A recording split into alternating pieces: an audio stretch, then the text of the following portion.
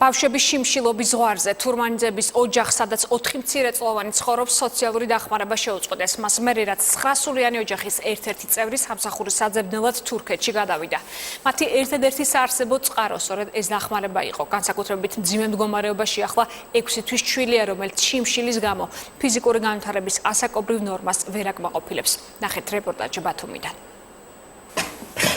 მოხალული ხორბლის ფქვილის ფაფა უკვე რამდენიმე თვეა ერთადერთი საკვებია, რასაც 6 თვის ბარბარეს დედა უმზადებს. მას შემდეგ რაც უფროს დას წინახევრის ანიტას სახელმწიფოსგან კვების ვაუჩერი შეუწყდა, ბარბარესთვის განკუთვნილი კვების რაციონი მინიმუმამდე შემცირდა.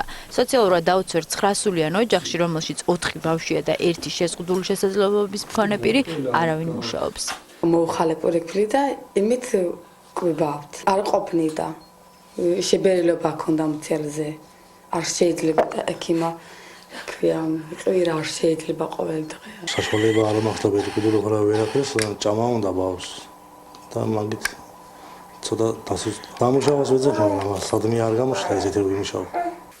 თურმანიძეების ერთადერთი შემოსავალი სოციალური დახმარება იყო, რომელიც რამდენიმე თვეა შეუწყდა. ამის მიზეზი კი ის გახდა, რომ ოჯახის ერთ-ერთი წევრი სამუშაოდ თურქეთში ისე წავიდა, სოციალური დაცვის სააგენტოსთვის არ მიუმართავს. ერთი წლის განმავლობაში თურმანიძეების სააგენტოში ხელახალი შესწავლის მოთხოვნასაც ვეღარ გააგზავნიან. აგენტმა გითხრა 1 წელიწად აღარ შეგიძლიათ დახმარების დაწერა. 4 ბავშვი მოსავლელი აქ. არაფერი შემოსავალი არ გვაქვს. ასეთ სიტუაციაში კი 6 თვის ბარბარეს მდგომარეობა უკიდურესად გართულდა. უბნის ექიმები არ გამორიცხავენ, რომ საკვების ნაკლებობის გამო ბავშვის ჯანმრთელობა სერიოზული საფრთხე შეექმნას. წონაში იყო 5 და 800, მეორეჯერ რო დავიბარეთ, ბავშვი საგნულად დაიყო წონაში და 800 გრამი მოაყდა.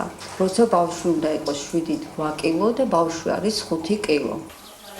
სოციალური შემწეობის მოხსნის მიზეზებზე სააგენტომ წერილობითი განმარტებები გააკეთა, სადაც ნათქვამია, რომ საარსებო შემწეობის შეჩერების მიზეზი გახდა ოჯახის ერთ-ერთი წევრის მიერ საზღვრის კვეთის ფაქტი. სოციალური მომსახურების სააგენტო კი კიდევ ერთხელ შეისწავლის ოჯახის მდგომარეობას და მოხდება მათი ხელახალი შეფასება.